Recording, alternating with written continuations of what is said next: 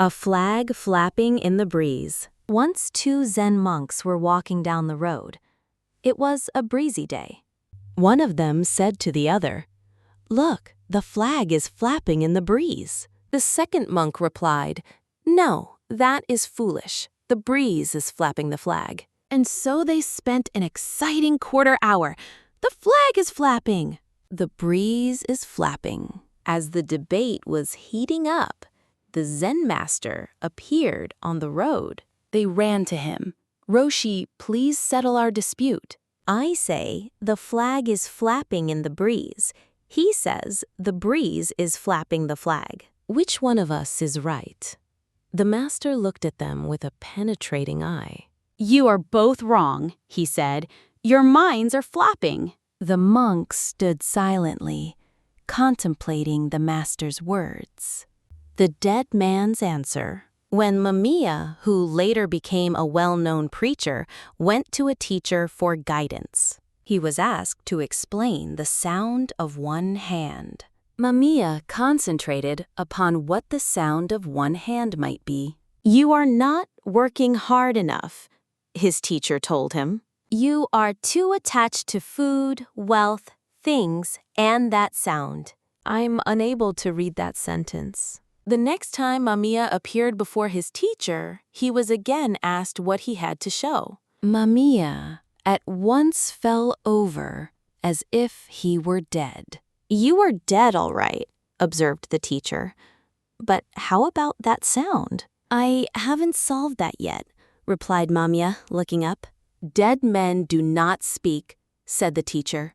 "Get out!" The other side. One day, a young Buddhist on his journey home came to the banks of a wide river. Staring hopelessly at the great obstacle in front of him, he pondered for hours, just as he was about to give up his pursuit to continue his journey. He saw a great teacher on the other side of the river.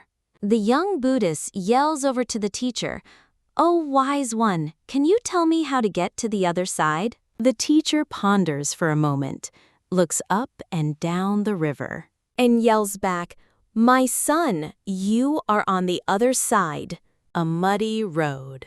Once two Zen monks were walking together along a muddy road. A heavy rain was still falling.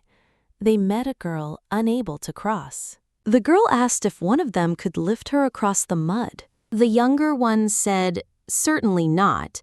My vows preclude my touching a woman." The older monk simply picked her up and carried her over the mud. The two monks walked on in silence for some time. Finally, the younger one spoke. "I cannot get over that you carried her." "Have you no sense of propriety, no self-discipline?" the older one asked. "What did I do when I reached the other side?" The younger one answered, "You put her down." "Exactly," said the older monk.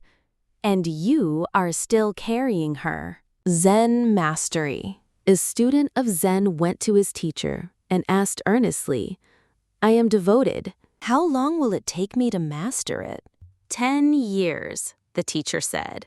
Impatiently, the student answered, "But I want to master it faster. I will work very hard. I will practice every day. 10 or more hours a day if I have to." "How long?" 20 years. Zen Dialogue. Zen teachers train their young pupils to express themselves. Two Zen temples each had a child protege. One child, going to obtain vegetables each morning, would meet the other. "Where are you going?" asked the one. "I am going wherever my feet go," the other responded. This reply puzzled the first child, who went to his teacher for help. Tomorrow morning, the teacher told him, "Ask him, suppose you have no feet, then where are you going? That will fix him." The children met again the following morning. "Where are you going?" asked the first child. "I am going wherever the wind blows," answered the other. This again nonplussed the youngster, who took his defeat to his teacher. "Ask him where he is going if there is no wind," suggested the teacher. The next day, the children met a third time. "Where are you going?" asked the first child. "I'm going to the market to buy vegetables," the other replied. Nanin, a Japanese master during the Meiji era, received a university professor. The professor came to inquire about Zen. Nanin served tea. He poured his visitor's cup full and then kept on pouring. The professor watched the overflow until he no longer could restrain himself. "It is overfull. No more will go in." "Like this cup," Nanin said, "you are full of your own opinions and speculations. How can I show you Zen unless you first empty your cup?" A beautiful goose. A Zen monk saw a beautiful goose fly by. He wanted to share this joy with his elder brother who was walking beside him. But at that moment, the other monk had bent down to remove a pebble from his sandal. By the time he looked up, the goose had already flown by. He asked, "What did you want me to see?" But the younger monk could only remain silent. Man and his horse. There is a story in Zen circles about a man and a horse.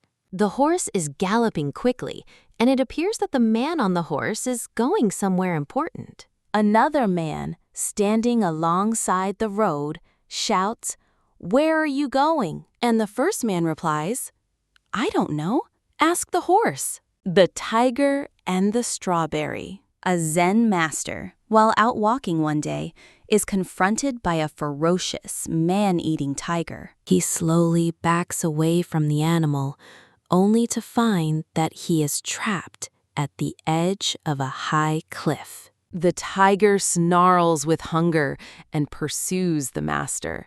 His only hope of escape is to suspend himself over the abyss by holding on to a vine that grows at its edge. As the master dangles from the cliff, two mice, one white and one black, begin to gnaw on the vine he is clutching on. If he climbs back up, the tiger will surely devour him.